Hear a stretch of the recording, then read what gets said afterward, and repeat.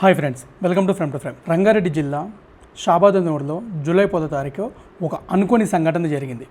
ఆ ఒక్క సంఘటన మొత్తం తెలంగాణని షాక్ అయ్యేలా చేసింది. 2 ఊర్లో అర్ధగంట వ్యవధిలో ఒకడు 6గురిని చంపిండు.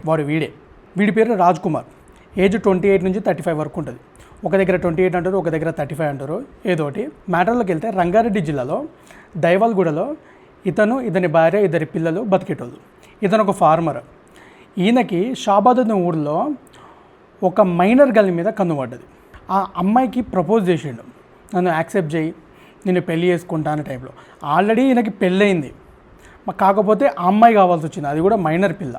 సో వాళ్ళు ఏం చేసారు, వాళ్ళ పేరెంట్స్ వాళ్ళని కలిసి పోలీస్ స్టేషన్కి వెళ్ళి కేసు పెట్టిరు. ఈయన మీద కేసు పెట్టిన తర్వాత తీసుకుపోయి లోపలేసారు.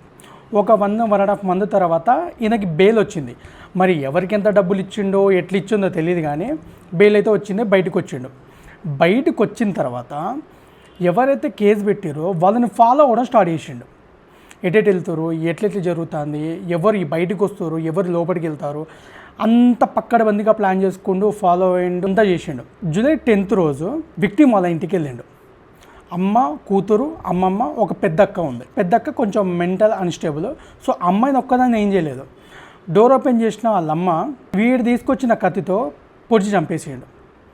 పొడిచి చంపిన తర్వాత ముసలావిడని కనికరం లేకుండా చంపేసిండు. తర్వాత ఆ లక్క ఆమె అరుస్తున్నా కూడా పట్టించుకోకుండా, యాక్చువల్గా ఆమెను ఏం చేయలేదు, కాకపోతే అంతలా అరుస్తున్నా కూడా మినిమం జాలి లేకుండా అక్కడున్న వాళ్ళ అమ్మని, ఆ ముసలమ్మని చంపేసిండు.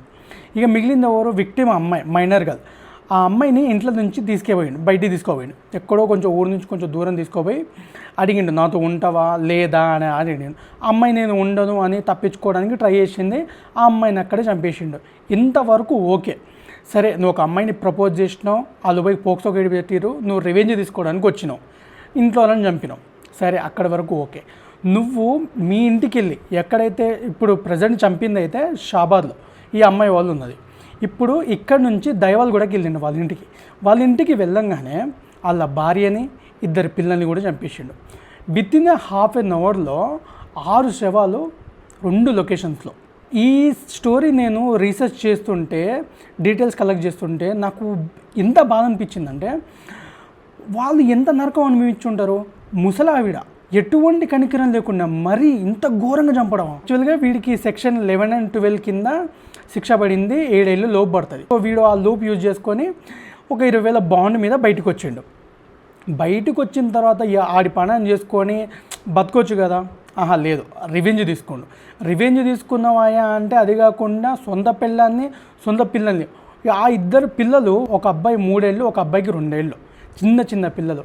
ఈ మెంటల్ గాడికి, రాజ్ కుమార్ గాడికి మెంటలీ అన్స్టేబుల్, కొన్నిసార్లు మెంటల్గా సైకోలా బిహేవ్ చేస్తాడంట.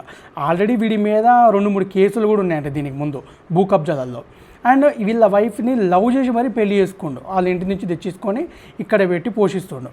సరే, ఏమైనా బాగున్నా అంటే వాళ్ళ వైఫ్తో కూడా బాగుండేటట్టు కాదంట, గొడవలు జరిగాయంట. నాకు ఒకటి అర్థం కానిదంటే, ఒక యాక్ట్ పడిన తర్వాత కేసు యాక్ట్ పడింది, వాడిని వదిలేటప్పుడు విక్టిమ్కి ఏమైనా థ్రెట్ ఉందా, లేకపోతే వీడు ఇంకేదైనా చేస్తాడా అనేది మినిమం బ్యాక్గ్రౌండ్ చేయకుండా బెయిల్ ఇచ్చేసి బయటికి ఇచ్చిపెట్టారు.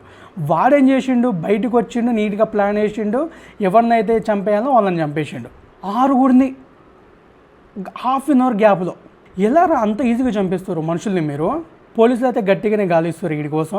అండ్ ఇంకోటి, వీడిని పట్టించిన వీడి 6 హత్యలు చేయడానికి సపోర్ట్ చేసిన వాళ్ళని పట్టించిన వాళ్ళకి 2 లక్షలు అని పోలీసులు అనౌన్స్ చేశారు. వీడు ఆ 6గురిని చంపేసిన తర్వాత వాళ్ళ నాన్నకు ఫోన్ చేసి, నేను వీళ్ళని చంపేసా, ఇక్కడ పడున్నారు వీళ్ళు అని చెప్పేసి, నేను కూడా చచ్చిపోతా, నేనేం బతకనని చెప్పి కాల్ చేసిండు.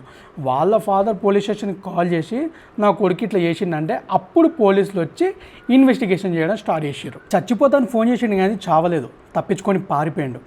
ఎందుకంటే ఎంత జరిగిన తర్వాత ఎవడు ఉండడు. చిన్న పిల్లలన్న కనికరం లేదు ఆయనకి. చిన్న పిల్లలు కనిపించలేదు, ఆడోళ్ళు కనిపించలేదు, ఒక ముసలామ కనిపించలేదు, ఏం కనిపించలేదు. ఈడెంత పెద్ద సైకో నా కొడుకో ఆలోచించుకోండి. అండ్ ఫ్రెండ్స్, జాగ్రత్త, ఇలాంటి వాళ్ళు మన దగ్గర చాలామంది ఉన్నారు. సో ఎవరిదైనా మాట్లాడేటప్పుడు కానీ, ఎవరైనా కొత్తగా పరిచయమైన వాళ్ళు కానీ, ఎస్పెషల్లీ అమ్మాయిలు, జాగ్రత్త. ఇలాంటి వాళ్ళని దగ్గరికి రానివ్వకండి. ఏదైనా జరిగినా కూడా వెంటనే ఇంట్లో చెప్పేసేయండి. ఈ వీడియో మీకు యూస్ఫుల్ అనిపిస్తే లైక్ చేయండి, షేర్ చేయండి, సబ్స్క్రైబ్ చేయడం మాత్రం మర్చిపోకండి. Thank you.